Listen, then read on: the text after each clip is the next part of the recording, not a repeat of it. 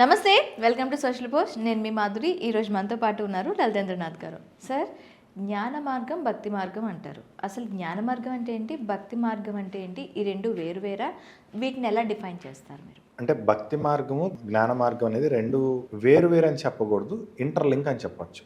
Okay, వేరు అని చెప్పకూడదు, ఇంటర్లింక్. అంటే ఇప్పుడు ఫర్ ఎగ్జాంపుల్ మీరు ఫస్ట్ క్లాస్ సెకండ్ క్లాస్ ఉందనుకోండి, ఆ రెండు వేరా ఒకటేనా అంటే? ఫస్ట్ క్లాస్ అయిన తర్వాత సెకండ్ క్లాస్కి వెళ్తాం కదా, డైరెక్ట్గా సెకండ్ క్లాస్కి రాలేరుగా.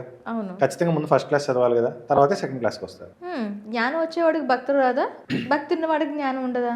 జ్ఞానం వచ్చిన తర్వాత ఇంకా భక్తి అనేది వాడి మైండ్ లో ఉండదు. ఓకే, ఎందుకంటే వాడు భగవంతుడిని ఎక్కడ చూడాలో అక్కడ చూస్తాడు భగవంతుడిని.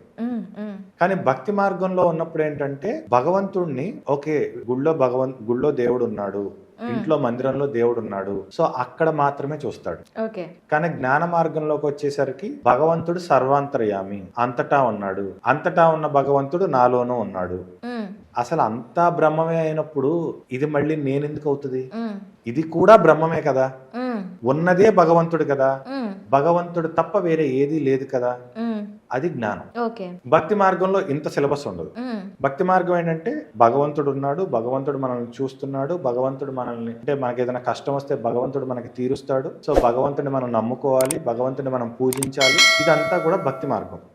ఇందులోనే మళ్ళీ మనం ఒక నామం జపించడం గాని, స్తోత్రాలు చేయటం గాని, ఇవి మొత్తం అంతా కూడా భక్తి మార్గం.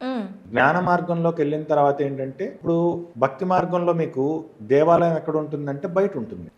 జ్ఞాన మార్గంలో దేహమే దేవాలయం, జీవుడే దేవుడు. ఇది జ్ఞాన మార్గం. ఫస్ట్ అసలు గుడి అంటే ఏంటి, దేవుడు అంటే ఏంటి, ఇవన్నీ తెలియాలి కదా. డైరెక్ట్ గా దేహమే దేవాలయం అంటే ఎవరికి అర్థం అవుతుంది? అర్థం కాదు. అందుకని ఫస్ట్ భక్తి మార్గంలో ఉండాలి.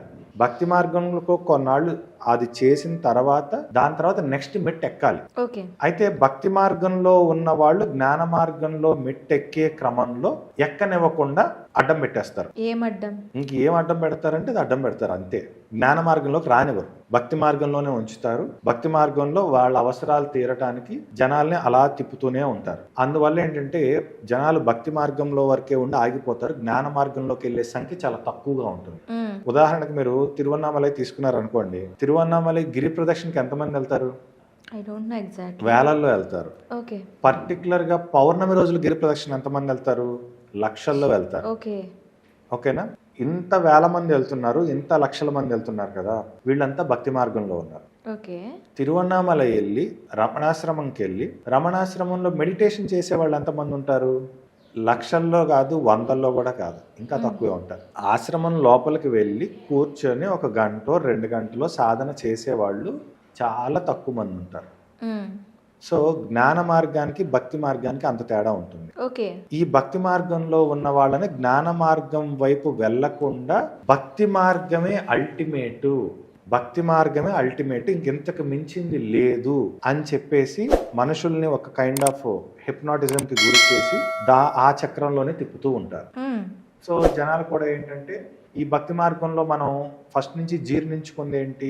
భగవంతుడు, నేను గుడికి వెళ్ళాలి, పలానా పూజ చేసుకోవాలి, ఇలా ఒక కైండ్ ఆఫ్ దీంట్లో అలవాటు పడిపోయాడు కదా. ఇప్పుడు సడన్ గా వచ్చి జ్ఞాన మార్గంలో భగవంతుడు నీలోనే ఉన్నాడు, ముందు నువ్వు మెడిటేషన్ చెయ్యి, నేనెవరు అన్న ప్రశ్న వేసుకో, ఇలాంటివన్నీ మనం చెప్పామనుకోండి, ఇప్పుడు ఫస్ట్ భయపడతాడు.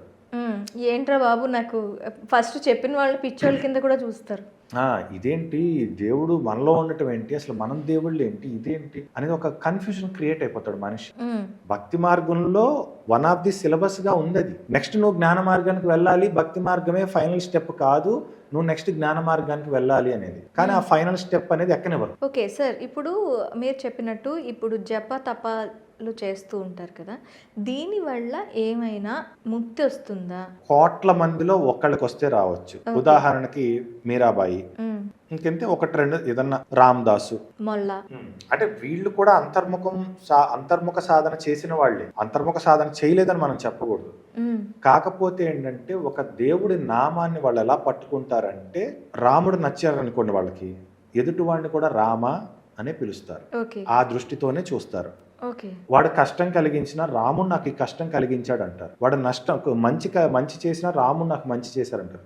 ఈ రోజుల్లో మీకు ఎవడన్నా కష్టం కలిగిస్తే దేవుడు నాకు కష్టం కలిగించాడు మీరు ఒప్పుకుంటారా? ముందు ఎవడున్నాడో దానికి ఎవడ కారకుడో ముందు వాడిని వేసుకుంటారు కదా. సో భక్తి మార్గంలో మోక్షం పొందాలంటే అలా ఉండాలి మీ భక్తి. ఓకే. అటువంటి భక్తి ఉంటే ఓకే. ఓకే. అటువంటిది లేనప్పుడు మన సాధన మనం చేసుకోవాలి. భక్తి మార్గంలో నుంచి జ్ఞాన మార్గం వైపు రావాలి. జ్ఞాన మార్గంలో మనల్ని మనం శుద్ధి చేసుకోవాలి. అంటే భక్తి మార్గంలో ఈ జపాలు ఇవి ఏవైతే ఉన్నాయో ఇవన్నీ చేయటం వల్ల ఏంటంటే అంతఃకరణ శుద్ధి అనేది ఒకటి జరుగుతుంది అనమాట. మనసు శుద్ధి అవుతుంది. ఓకే. అయితే ఆ ప్రాసెస్ని కూడా కరెక్ట్గా చేయలేరు.